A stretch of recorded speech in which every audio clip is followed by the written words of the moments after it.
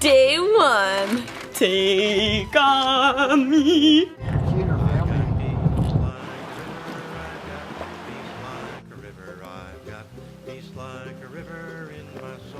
This is wild rice.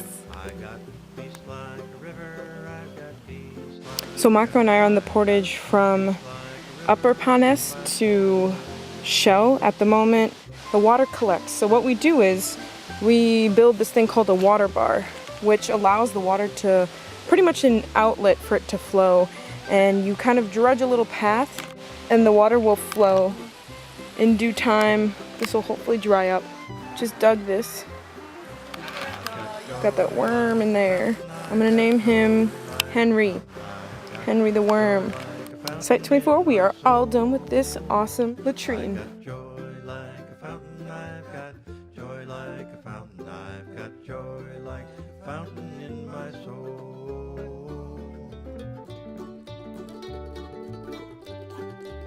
So, Mako and I are in Shell Lake. We're going around doing TPS reports on campsites. We rolled up to this one and we saw some debris in the water and we were kind of wondering what it was, but we figured it was hash browns and eggs. And someone had been washing their dishes here and just kind of left their stuff in the lake, which isn't what you want to do at all. There's some oil or some kind of soap, something. I'm not, you know, the residue. That's also a sign that they possibly were trying to wash their dishes, which isn't what you want to do. Like Mako said, you want to be at least 100 feet from shore. On TPS reports, we have to make note of everything that could be wrong with the site that is human caused. So as you can tell, I mean, this whole fire grate, these rocks have been moved. We're gonna have to shovel some of that out to make it look more neat. People want to start fires, right? And so they'll use this birch bark from these paper birch trees, but as you can tell, they just kill the trees. So we want to try to minimize that in any campsites. Here we're at campsite 37. We finished putting the dirt on the old latrine. Mako and I dug this brand new, really deep latrine. We've already dug. We dug one latrine today. We'll dig another one later. Carl and Oz dug one and they'll dig another one later. So definitely a latrine trip. Last trip was blueberries, raspberries. This is the down tree, I guess. Right over the fire grate. Right over this fire. Oh, bird's nest. Ooh. There's no eggs in it. They probably got eaten. Or it's not even time for the eggs to be there. This is the fire grate under there. A lot of work cut out for us. We got some work.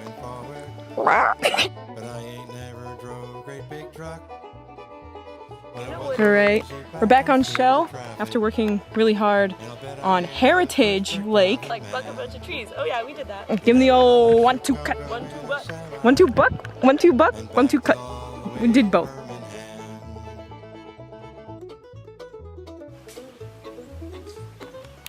Morning of day 4.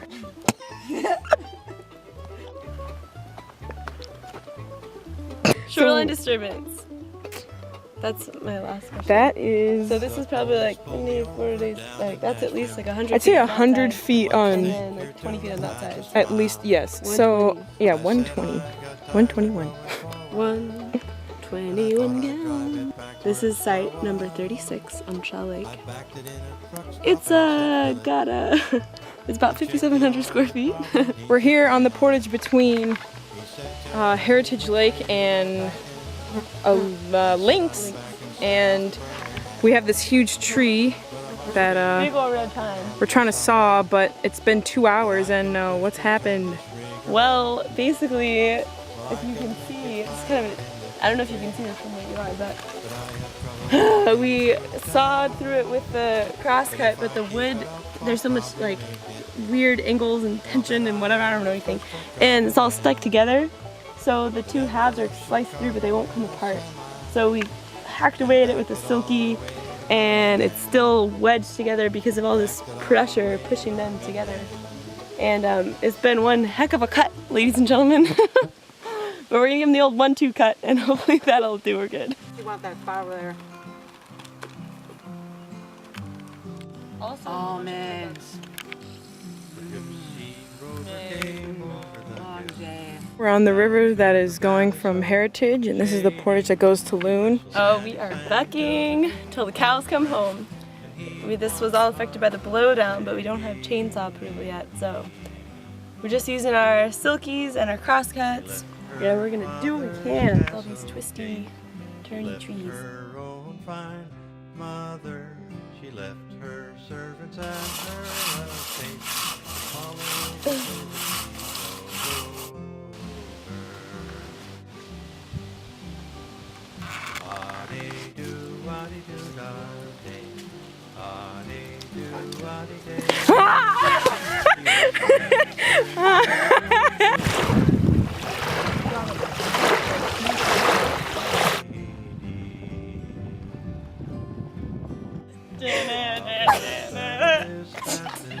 Are you married?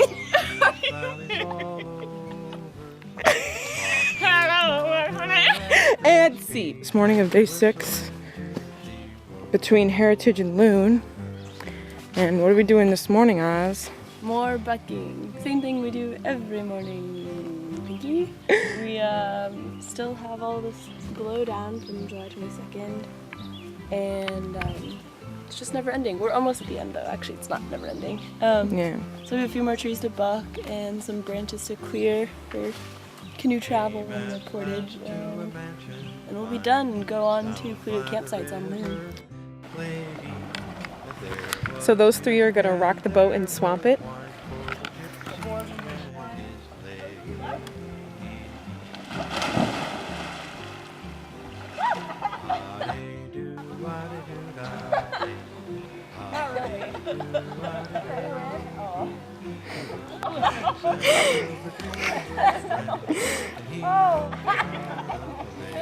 Down. Trying to push up. Man, this tip up is so crazy, huh? Can you see me now? Do you like what you see? 7, August 5th, Tuesday. Carl had the great idea of me to make with my leftovers bagel, dill Havarti cheese, roasted garlic. Spreads like butter.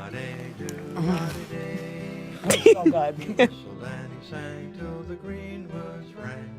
We're gonna buck, silky, and nip this area.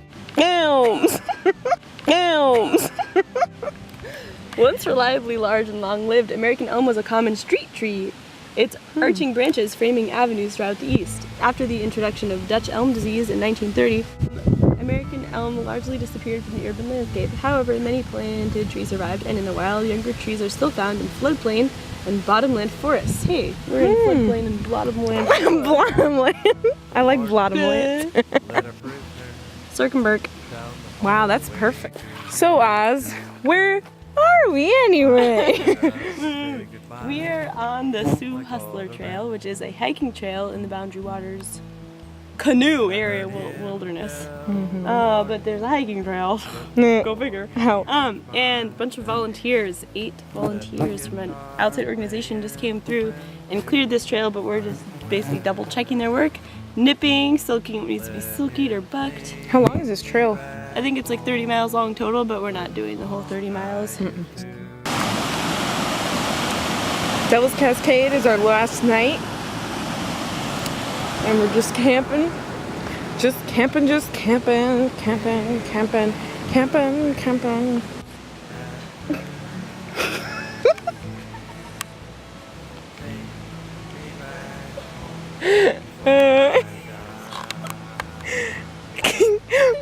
Point.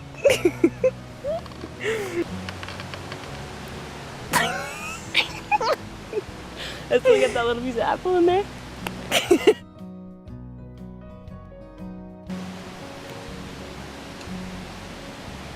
Morning of day 8, taking down our tents one last time.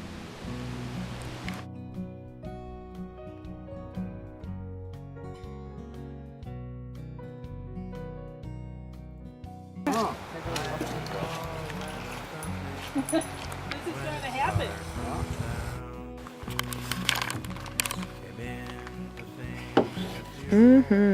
Quite the treat. and I'd heard him tell the